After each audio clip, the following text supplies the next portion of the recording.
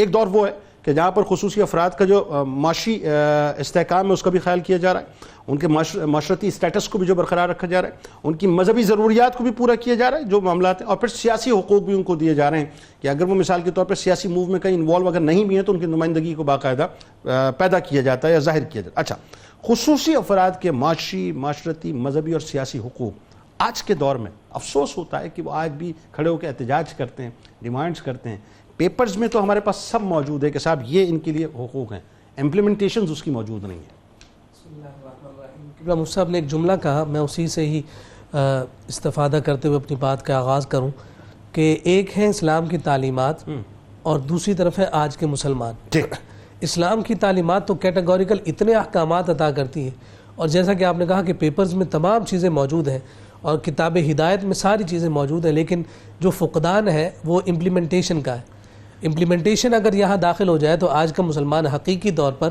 ان سائلین کو، ان محروم لوگوں کو اور ان معذور یعنی جو خصوصی افراد ہیں ان کے ساتھ وہی رویہ رکھے جو آقا کائنات صلی اللہ علیہ وسلم کے بعد آپ کے صحابہ کرام رضوان اللہ تعالیٰ علیہ مجمعین نے رکھے۔ اب آپ یہ دیکھیے کہ جب معاشی حقوق کی اور مراعات کی ہم بات کرتے ہیں تو یہ سارا ضابطہ اور سارے جو قوانین ہیں وہ ہمیں اسی قرون اولیٰ میں نظر آتے ہیں، پھر صحابہ کے ان ادوار میں نظر آ رہے ہیں کہ ایک پورا ضابطہ ہمیں دیا جا رہا ہے۔ اگر جناب عمر فاروق رضی اللہ تعالیٰ عنہ کی جیسا کہ آپ نے بات کی ہے کہ بلا تخصیص مذہب جو معذور فرد ہے بیت المال کے ذریعے سے ان کے گھر میں انکم جاری اور ان کی ضروریات کو پورا کیا جا رہا ہے۔ علامہ شبلی نعمانی نے الفاروق میں اس پر بہت زبردست کلام کیا ہے اور پوری مثالیں ذکر فرمائی ہیں اور ان تمام اولیات کا ذکر کیا ہے کہ جو ان کے معاشی حقوق کی اور ان کی مراعات کی جانب نظر کی ہے۔ اسی طرح سے اگر بدائے ثنائے میں علامہ کاسانی کی اگر میں بات کروں تو انہوں نے ایک باقاعدہ عنوان باندھا ہے اور عنوان ہے نفقہ اقارب کے وجوب، یعنی اس سے مراد یہ ہے کہ بعض رشتہ داروں کے نفقہ کا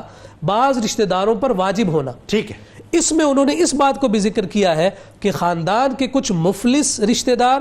اپاہج جو لاچار ہوں یا معذور مفلوج ہوں، مجنوں ہوں یا اندھے پن کا شکار ہوں، دست و پا بریدہ ہوں یا شل زدہ ہوں، تو فرمایا کہ ان کا نفقہ معہود ترتیب فقہی کے اعتبار سے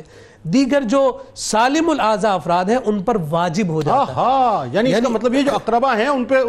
واجب ہے کہ وہ خیال رکھیں۔ یعنی آپ یہ دیکھیے کہ اس کے وجوب کی جانب تک ہمارے فقہاء نے اشارہ فرمایا کہ خاندان اور رشتہ داروں میں اس معاشی ضروریات کو پورا کرنے کے لیے ساری ضروریات خاندان سے پوری ہو جانی چاہیے، یعنی ترس کھا کے نہیں دینا، اپنے اوپر واجب سمجھ کے اپنے اوپر واجب سمجھ کر کرنا ہے۔ ہم اگر گورنمنٹ کو دیکھتے رہیں، اسٹیٹ کو دیکھتے رہیں، ذمہ داران کو دیکھتے رہیں، یہ ذمہ داری گھر کے افراد کی بھی تو بنتی ہے، رشتہ داروں کی بھی تو بنتی ہے۔ آپ اپنی ضرورت تو اپنی ذمہ داری تو پوری کریں، پھر اس کے بعد اسٹیٹ بھی آپ کے سامنے نظر آئے گی کہ ان کی بھی جو ضروریات ہیں، لیکن ابتدا جو ہے اس اصلاحات کی گھر سے ہونی چاہیے۔ پھر اس کے بعد ذرا آپ دیکھیے کہ ہم جب معاشرتی اعتبار سے جب ان کی بات کرتے ہیں اور ان کے حقوق اور مراعات کی بات کرتے ہیں تو پہلے بھی یہ بات ذکر ہو چکی کہ نبی رحمت صلی اللہ علیہ وسلم کا دور ہے، آقا کائنات صلی اللہ علیہ وسلم کی مجلس میں اگر جناب صدیق اکبر رضی اللہ تعالیٰ عنہ بیٹھے ہوئے اکتساب فیض فرما رہے ہیں تو پھر اسی صف میں ہمیں جناب عبداللہ بن ام مکتوم رضی اللہ تعالیٰ عنہ بھی نظر آ رہا ہے۔ بالکل ٹھیک ہے، اسی صف میں ہمیں پھر وہ شخص بھی نظر آ رہا ہے کہ جسے مکہ المکرمہ میں جو ہے تپتی ہوئے ریت پر لٹایا جاتا ہے، جن کو سیافام کہا جاتا ہے، جن کی قیمت صدیق اکبر زیادہ ادا کر دے تو ان کو تانا دیا جاتا ہے۔ بلال حبشی رضی اللہ تعالیٰ عنہ کے معاشرتی حقوق کا پاس اتنا زیادہ رکھا ہے کہ ان کی دلجوئی کے لیے حضور علیہ السلام فرما رہے ہیں کہ تمہارا ایسا کون سا عمل ہے کہ میں دیکھتا ہوں کہ تمہارے قدموں کی آہٹ میں خود سے آگے جنت میں سن رہا ہوں۔ تو آپ مجھے ذرا یہ بتائیے کہ جب کعبۃ اللہ پر جب جناب بلال حبشی چڑھ کر اذان دے رہے ہوں گے تو ان کی تمام محرومیاں ختم کیوں نہ ہو جائے؟ مذہبی حقوق اور ان کی مراعات کی اگر ہم بات کریں تو آپ یہ دیکھیے کہ سب سے پہلے تو جو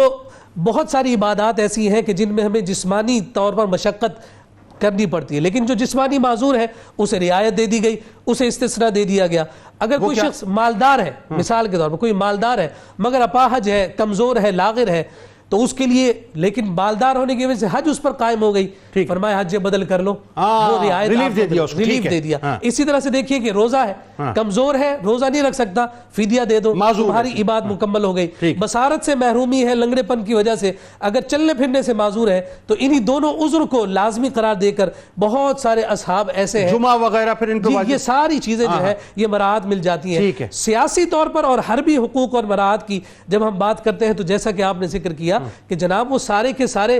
آواز اٹھانے کے لیے ہر جگہ پر ان کی نمائندگی موجود ہے. اگر معذور افراد حضور کے دور میں موجود ہیں تو ان کی ضروریات کو ڈسکس کرنے کے لیے ان کے نمائندے حضور کی مجلس میں اور شورا میں موجود ہیں, اور اسی کی آج حاجت ہے کہ کمزور کو بتانا نہ پڑے کہ میں معذور اور میری ضرورت کو پورا کیا جائے, بلکہ خود ان تک رسائی پہنچانا ہی یہ ذمہ داری ہے ہر فرد واحد کی اور ساتھ ساتھ اسٹیٹ.